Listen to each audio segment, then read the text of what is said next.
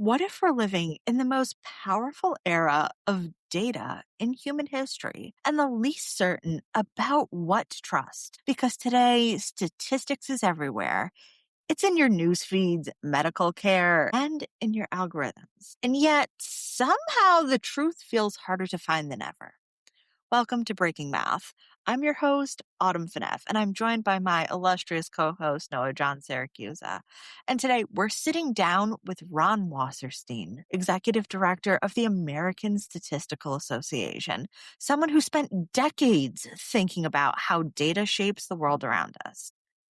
Before we begin, the views shared in this conversation are Ron's own and do not necessarily reflect the views of his employer or any institutions he works with or is affiliated with. So, in today's episode, we get to take a look at the deceptively simple question, what does it actually mean to understand data in a world that runs on it?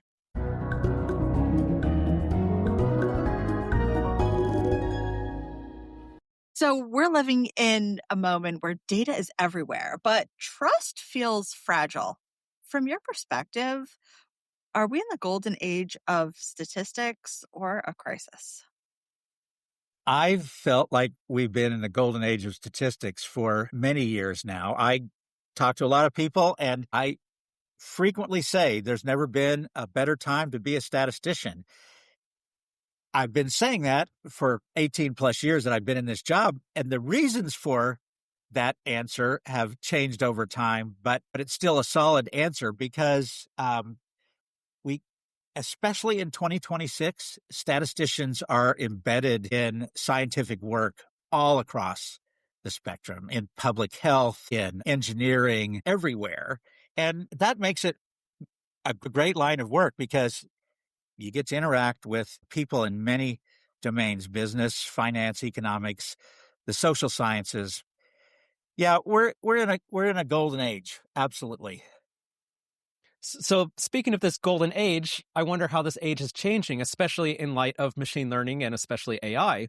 So, is what we think of as statistics and even the way people do statistics, is that changing in the last few years? I get this question at 100% of the places that I speak, or some form of this question. I love it because I can say that I don't know, which is true, and then I can also posit an answer because I don't think anybody else knows for sure either.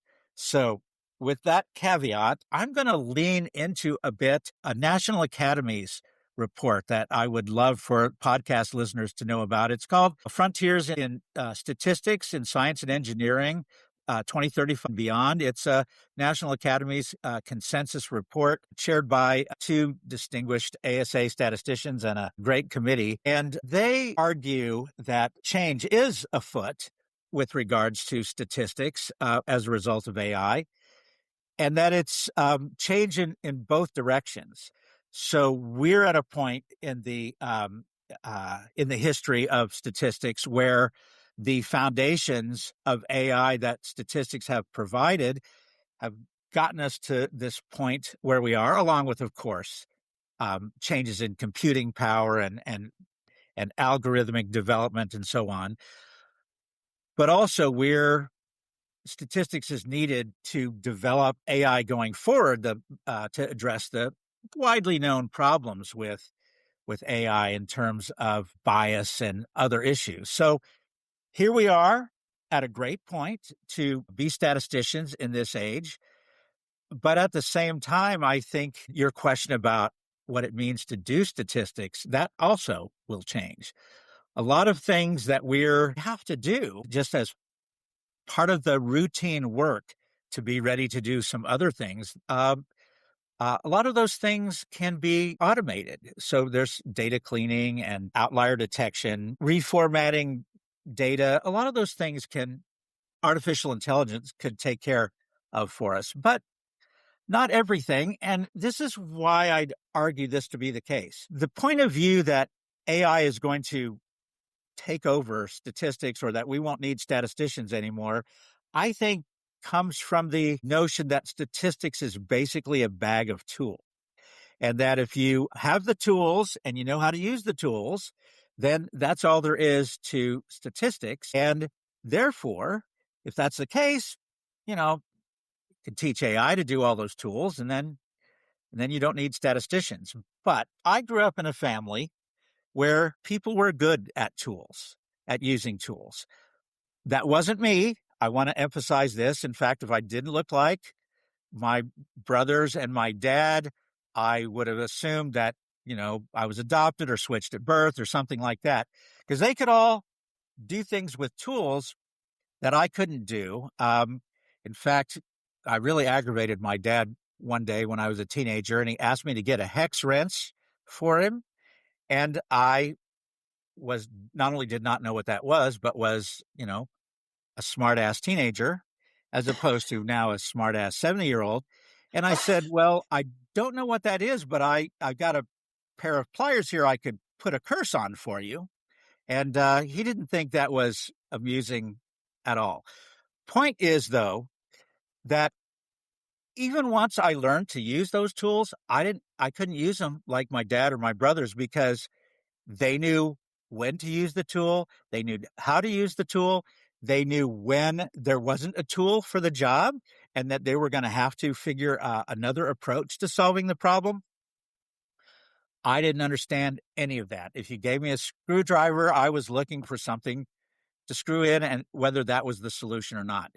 So I feel like the idea that AI will take over for statisticians is born out of the idea that statisticians are just people who happen to know which tool to grab out of the bag, and there's nothing more to it than that. This reminds me of this famous erroneous prediction of now Nobel Prize winner Geoffrey Hinton. I think it was maybe 10 years ago. He said that radiologists will all be unemployed because AI will take over. And it turns out that we actually have more radiologists employed today than we did 10 years ago. And it's because they have more power.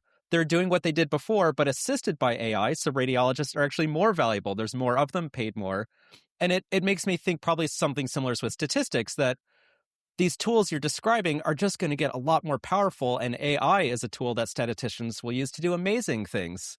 So I can really see that understanding how to leverage tools will become even more valuable as those tools get more valuable. But I do want to hone in on one detail here, Okay. which is this idea of where data fits into this pipeline. And I'm not a statistician, so if this is ignorant, call me out, please. But I feel like in the past, a statistician would really look at data, get their hands dirty, understand what's going on, do hypothesis testing and p-values and significance, and really try to look for meaning in the data and help us understand the world through that. And I do feel a little bit now that data is just fuel, right? It's the new oil for machine learning and AI. So is it true, or is it naive of me to say this, that as we move more towards AI, we're not really understanding data as much. We're just kind of leveraging it and pumping it into machines? Yeah, that's a great question. I think it gets to the heart of how we think about data and how we think about statistics. And I think that it's absolutely true to begin with, that we are able to leverage data more. We can do it faster and at much bigger scale than ever imaginable.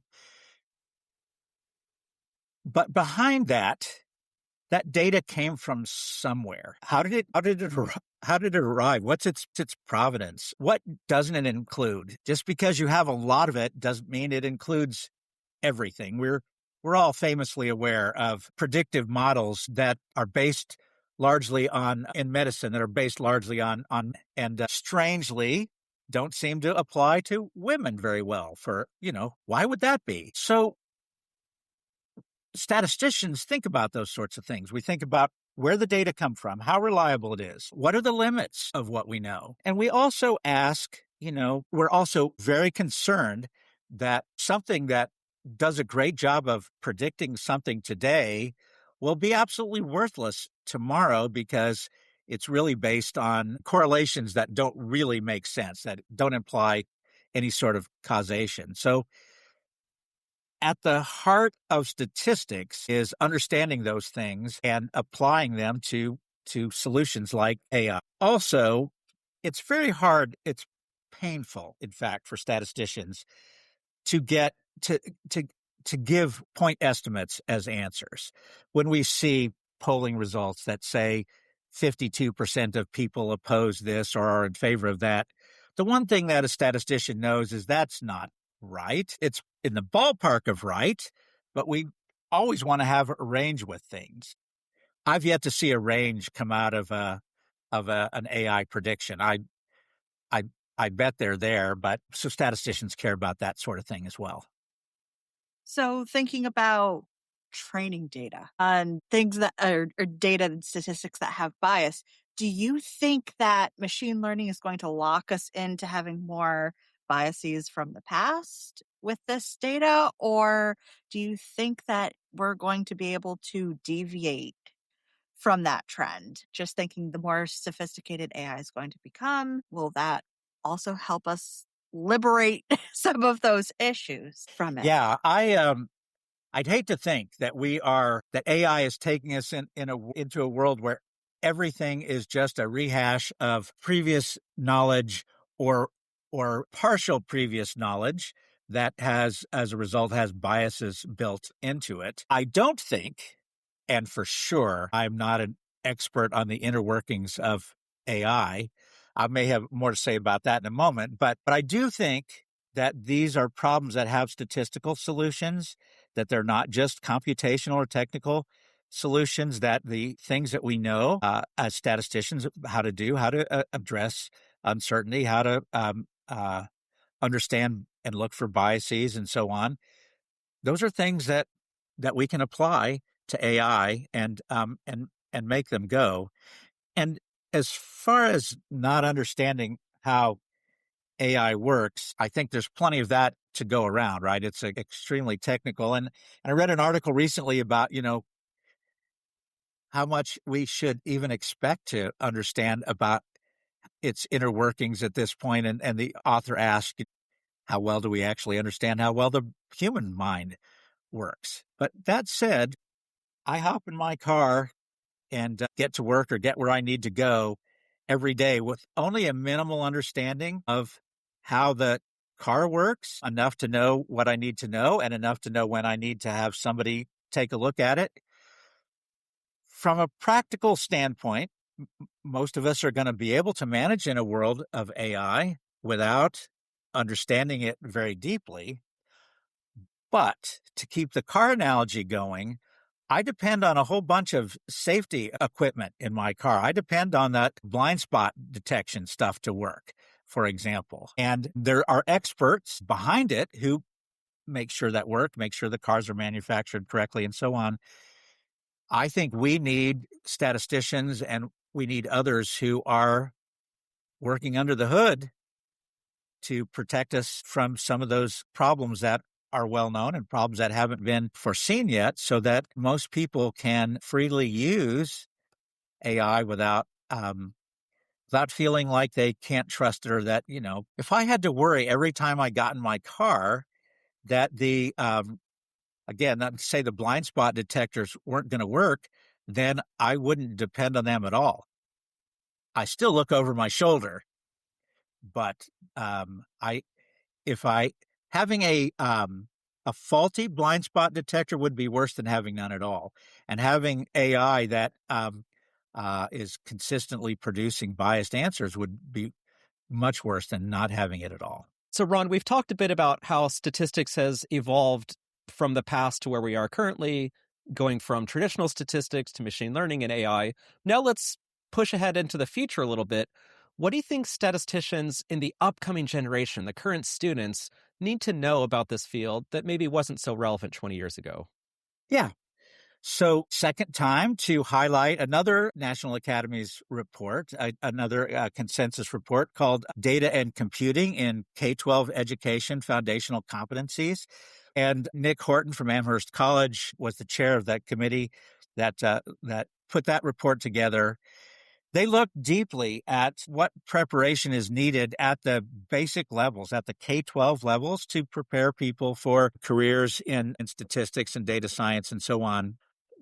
I wouldn't even try to summarize their recommendations except to boil it down to this one thing, and that is that if it wasn't clear before, it's clear now that statisticians need to understand computing to make sense of data. The level of training that we need to be effective going forward used to be that, it was all about, sort of understanding the math underpinnings of statistics in order to get by. And that's still important, but it's just as foundational to understand the computing connections as well. I think there's a whole... Can I Yeah, clarify a bit there? When you say computing, please. do you mean coding, like programming in Python, or do you mean something else?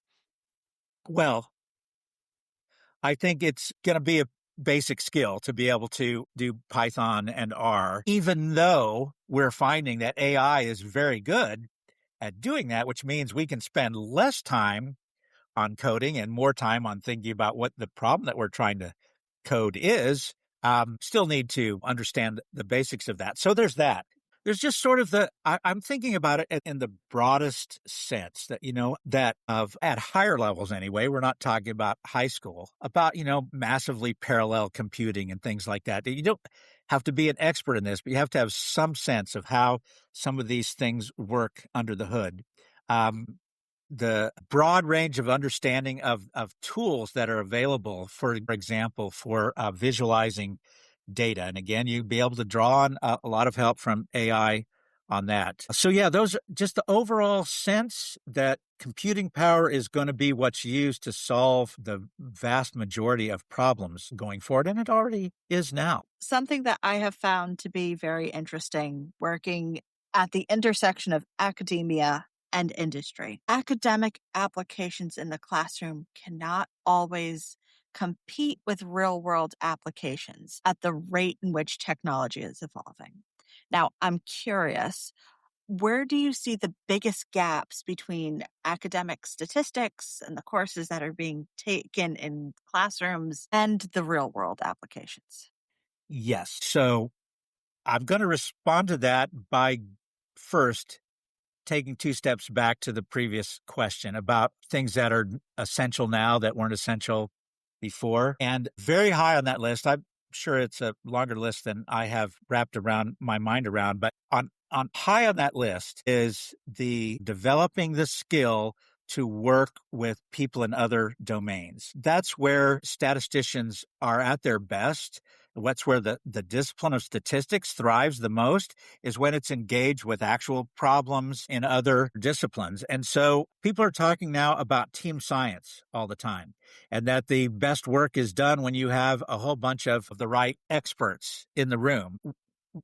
Among those experts, you need to have statisticians. As we're recording today, the baseball season begins later this evening. And I think it's the Yankees and the Giants that are kicking it off. And I don't imagine that they would start the game without a shortstop. Just thinking, yeah, we really don't need a shortstop. We can get by. We'll just scoot the third baseman over a bit. You wouldn't do that because it's a team sport and you need everybody at their positions and knowledgeable in how to play their positions. And similarly, science is getting done because you have a lot of players at the table, including statisticians. And so as we're preparing statisticians, we need to prepare them to be willing and able to learn from others, learn about their domains. If they need to understand genetics more, they're going to have to study some genetics in order to be able to contribute.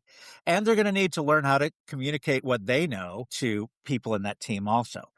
Okay, so Autumn, that gets to then your question about gaps between academic statistics and real world applications. And I'll start with the how you deal with that classroom situation where, drawing balls out of urns is just not, a problem that is going to satisfy students' curiosity at all. But I bet, Noah, when you took a basic probability or statistics course, you were drawing red and green balls out of urns and seeing, what the probability of this, that, or the other was. And not a very satisfying way to learn anything. Not just Obviously. unsatisfying, but I will publicly admit here, that course you're describing was the lowest grade I got in my 4 years of college. Well, okay, I'm going to digress I don't know what slightly. to take of that, but that is a true fact. I have a strong opinion about this. I'm often told by people when I tell them that I'm a statistician, they'll say, oof, that was the worst class I ever took. And I expect that they're right. because the way that it gets taught is absolutely irrelevant to anything that anybody actually cares about, or mostly irrelevant to anything that statisticians actually do. So yeah, if what we're teaching people is, focused on counting theorems and rudimentary probability things and no sense of why you should care, why you should be the least bit interested in this, then I bet you were not strongly motivated in that class to care, and especially to care about your grade. But we don't have to do things like that now. There are changes afoot in education, and when you see this National Academy study, you'll see some of that. While it is getting to be the case that there are more tools in the classroom that give students the ability to handle more realistic data. Right now, I think that the exciting opportunities are sort of beyond the classroom, but are things that students and teachers can engage in. More and more organizations like the ASA are hosting what they call various names. We call it Data Fest. And these are basically timeouts where students just take like a 48-hour period, and they're given real data that some company or organization has provided, and they're given some tools, and they're basically asked to explore and try to address questions or create questions that they can solve from the data, and walk away with real experience with thinking about large amounts of data and what the difference between that is and your sample size of 30 or whatever. So yeah, we can do better on this. And so you asked about gaps. I think there arguably were gaps, some pretty big gaps in terms of the academic statisticians and so-called real-world statisticians. I'd prefer to say, industry or government statisticians. But I think that gap is closing because of what I referred to earlier as team science. Academic statisticians work with people with real specific statistical problems that they're trying to address and help address those. And even the most theoretically minded statisticians often find that their theoretical paper or idea was motivated by some problem that they came across.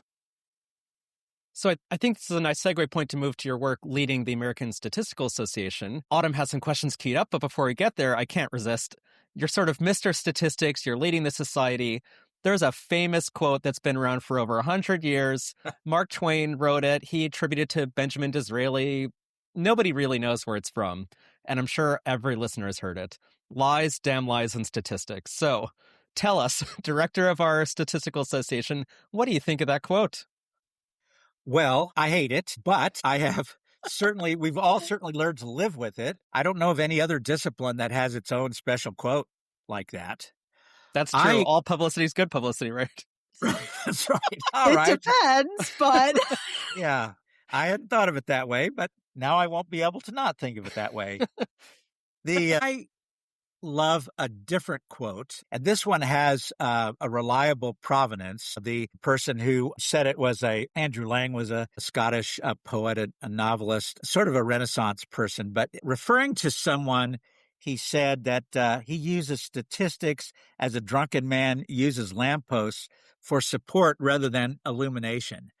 I think that's sort of the slide-in point that Twain or whoever had in that quote, and that is the idea that if what you want to do is prove a point that you already believe, that is to start with the assumption that what you're saying is true, and then everything confirms it, your confirmation bias runs wild, then that's how you get to lies, damn lies, and statistics, because people will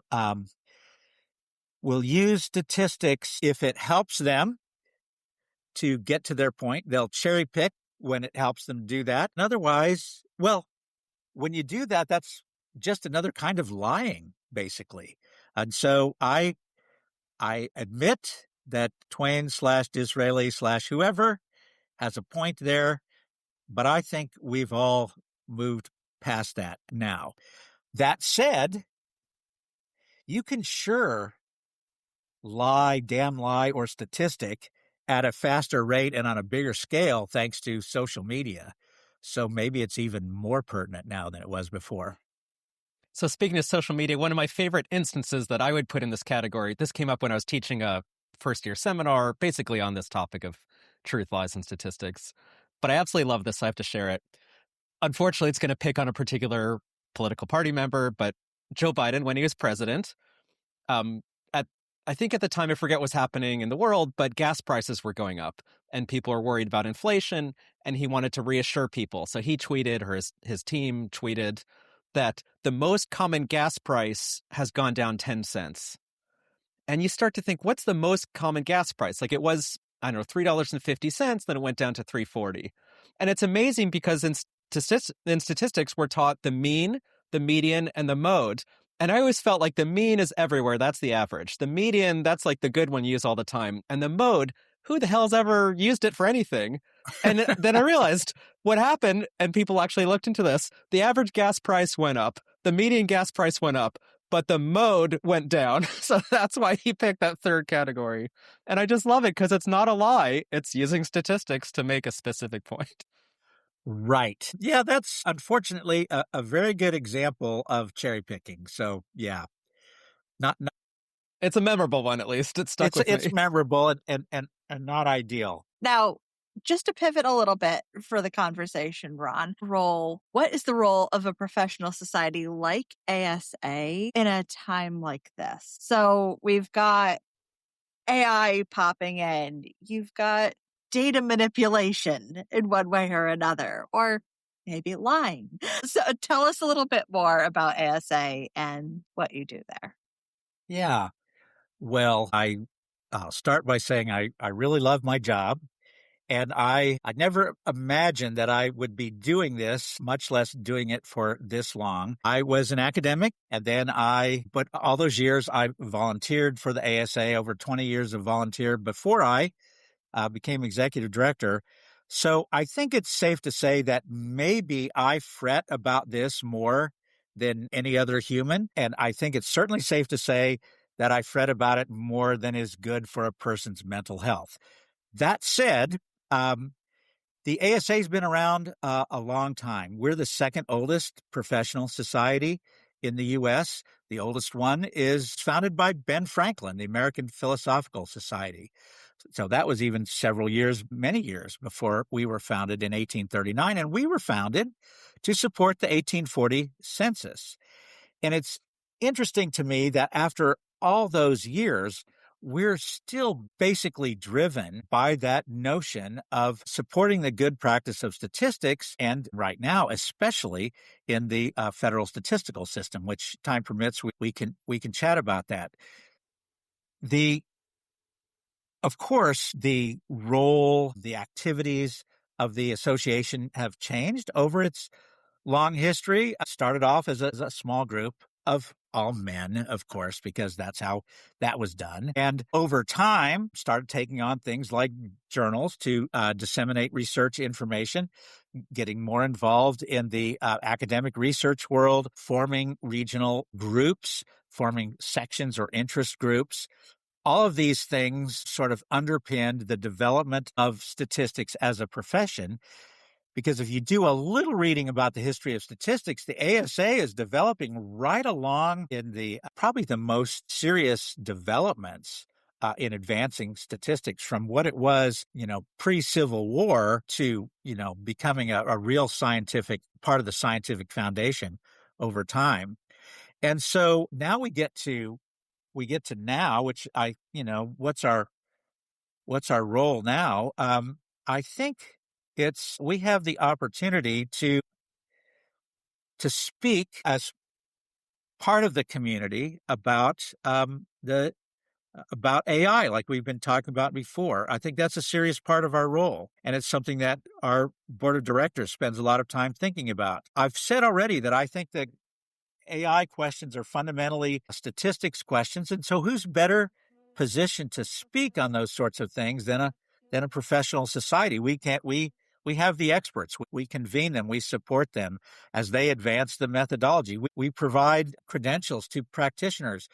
ASA has ethical standards, broadly speaking, for statistics, and we also have a specific set of ethical considerations for AI practitioners as well. Our role just evolves with the discipline. So as we're developing in the areas of data science, as we're developing in the areas of AI, it's up to us as a professional society to be at those tables, but also to do things like we were talking about a few minutes ago. That is thinking about how you prepare statisticians for the future. So if I could just add briefly to that to say that as we think about the answer to that question, all professional societies are facing real challenges right now. People aren't going to meetings like they did before COVID. They have different reasons for not traveling. And right now, there's all kinds of good reasons for not getting in an airplane, for example. But our journal business models are under pressure. Subscriptions just aren't, the way of the future. People are having trouble sorting out how peer review is going to continue to work. There's more and more papers and not more and more people to review all those papers. I'm sure that these problems are in math and other societies as well, but all those pressures just mean that it's more important for the ASA to exist, to provide leadership in the profession and to convene people and to set standards and so on. So we're still here after all these hundreds of, 180 some years to promote the practice and profession of statistics.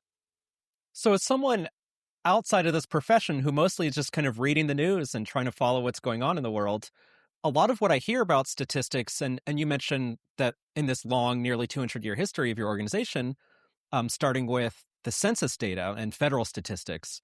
But a lot of what I hear about federal statistics now is what the choices of data the government collects, where it's stored, whether it's a permanent record that's openly accessible to the public, how it's used, what research is funded. Even going to census data itself, that plays a huge role in gerrymandering, partisan, political gerrymandering. So my question is, it feels like statistics and data are very political now.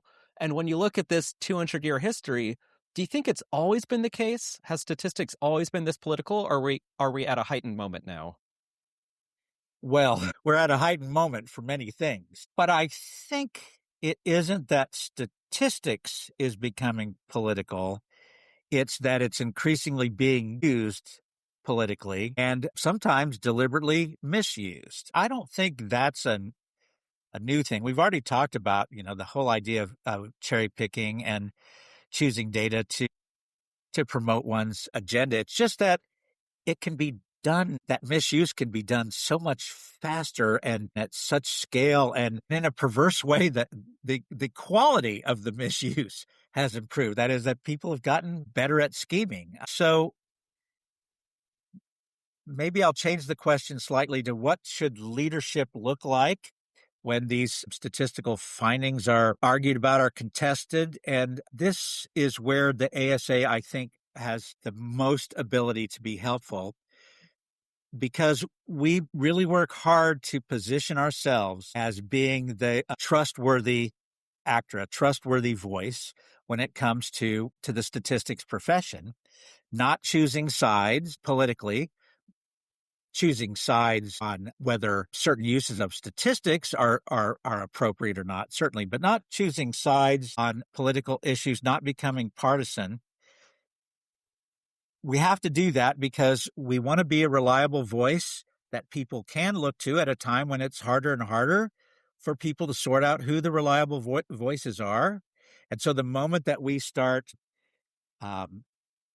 thinking about our science, our judgment in such ways that we're just taking sides, or worse, worse, I think, would be to avoid the discussions altogether and to not speak up when we need to. So finding that, interesting balance between when to say something and what to say, and when to realize that the issues that are being raised are not something that the public would expect the American Statistical Association to comment on. So let me just give a quick example of what I mean by that, about being an effective voice by staying in our lane, as it were. So there's a lot of commotion, obviously, about immigration policy, and there has been for decades. This is not new. It's just It's just heightened, as you mentioned earlier.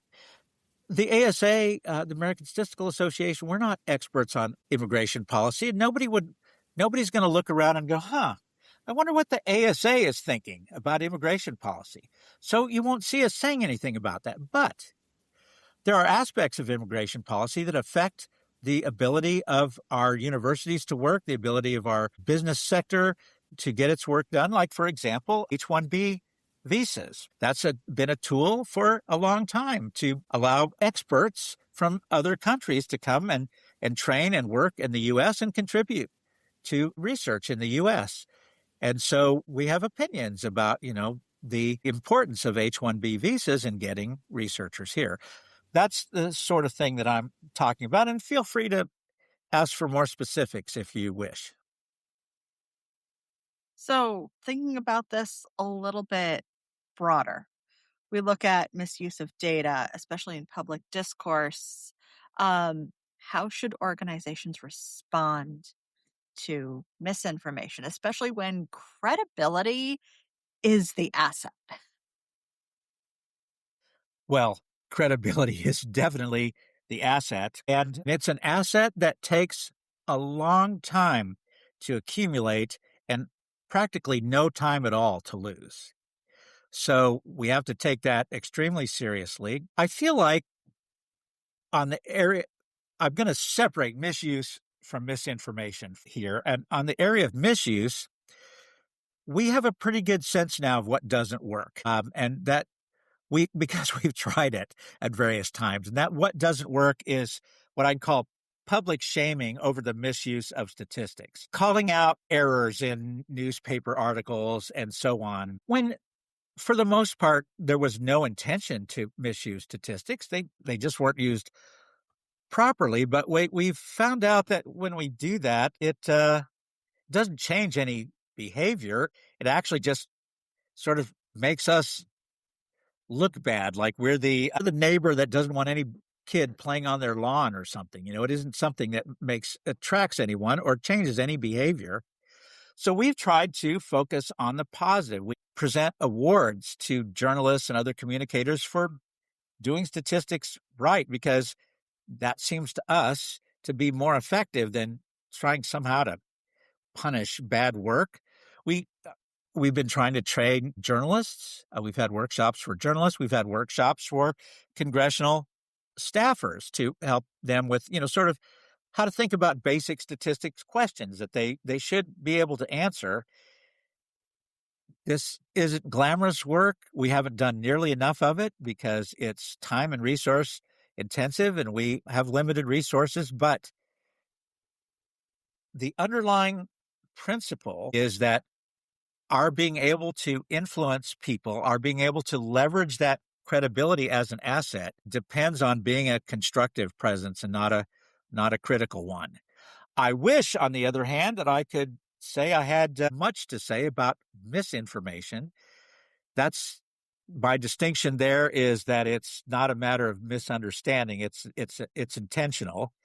And that puts it outside of our core competency. We don't really have a strategy for that, and I won't pretend that we do, but I feel like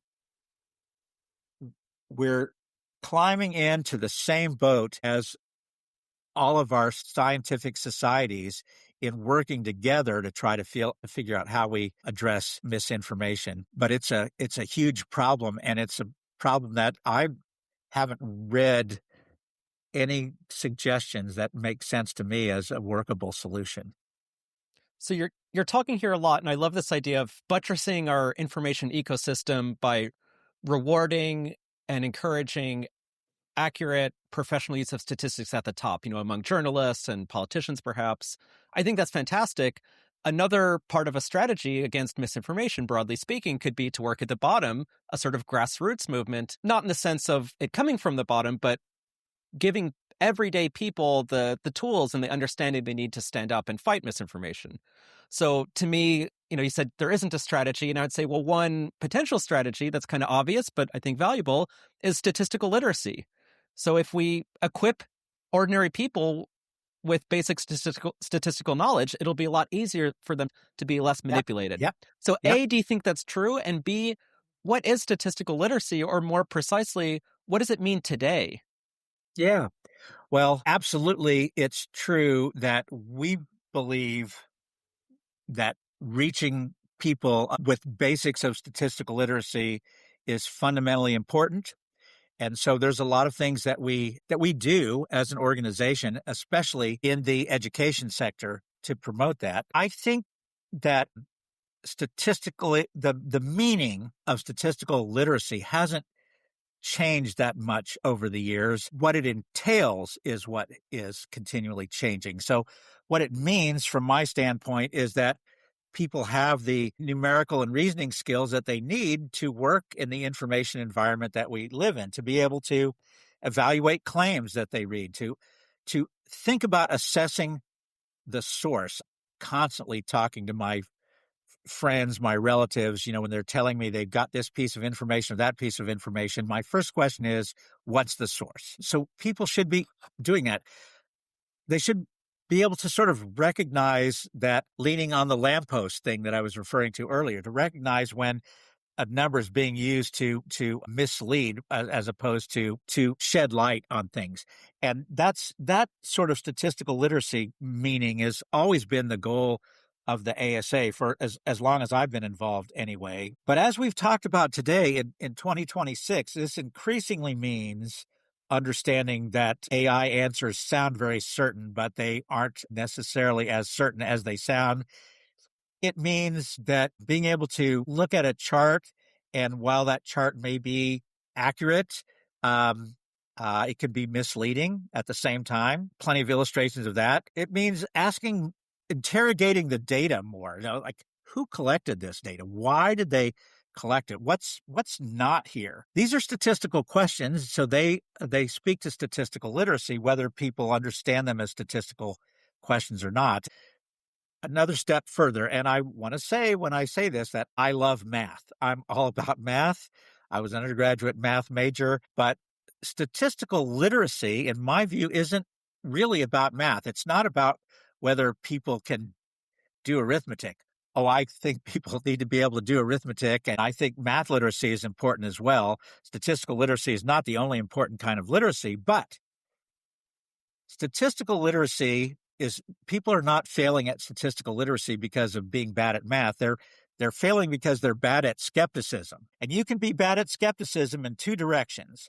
You can be bad at skepticism by just deciding that nothing is true, that everything you're being told is misinformation, it's doubtful, or especially anything you're told by someone who disagrees with you is unfair, it's wrong.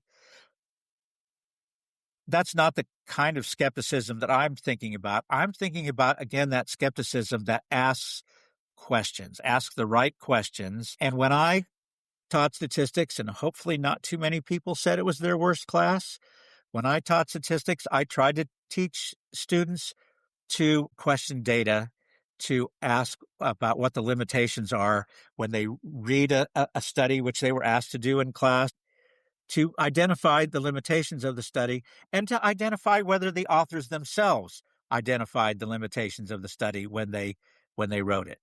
So that's the kind of statistical literacy that I think we need in 2026. And again, I'm very biased about statistical literacy, but I recommend there's other kinds of literacy that are important to have as well. Now, to wrap up, one big question that I have for you is what is one thing, whether that's a misconception about statistic that you wish that you could eliminate, or one thing that you wish that everyone knew about statistics? Yeah. Well, it's hard to pin down one. I have a small set of, what might be called pet peeves, but rather than think about my own pet peeves, let me choose one that I think would resonate with any statistician listening to this podcast. And that would be that the tendency of people, well-educated people, scientific researchers, to imagine that they are statisticians, or at least that they can adequately function as a statistician because they had a couple of statistics courses and they can run a statistical software program. And Over the years, the example I've given of this is very early on in my academic career, I was exposed to musical composition software. And that has, boy, in the 40 years since I first saw it, that stuff has become amazing. And my dad was an accomplished musician. He failed to pass any of that along to me, as well as not passing along being able to use tools. But, you know, that's genetics and not his fault. But I'm good at picking up a piece of software and learning how to use it. And I absolutely could write music using music composition software.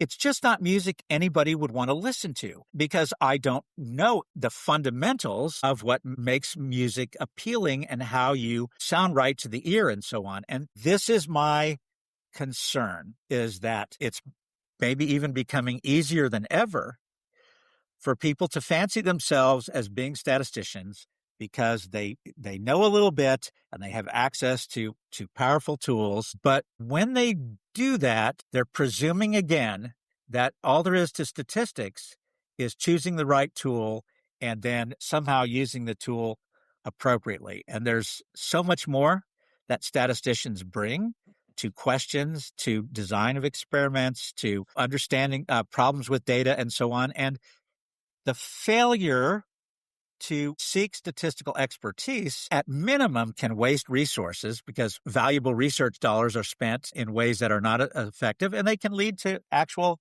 harmful decisions as well. So I'm going to go back to the baseball analogy. I don't know why you're in tonight's game, the Yankees and the Giants would leave a hole at shortstop and then decide to call some guy out of the stands who played shortstop in high school 15 years ago, happened to bring a glove with him to put him on the field. In the same way that you wouldn't do that, don't think of yourself as a statistician. I promise not to think of myself as a physicist, and we'll count it good. If there's one thing to take away from this conversation, it's this. Statistics isn't just a set of tools, it's a way of thinking. And in a world where data can be used to illuminate or to mislead, that way of thinking matters more than ever. So thanks for listening to the show today. And if you've enjoyed this episode, share it with someone who's ever questioned a statistic. And maybe by learning a little bit more about statistics, we can question it a little bit better. So as always, stay curious and stay informed of the world around you.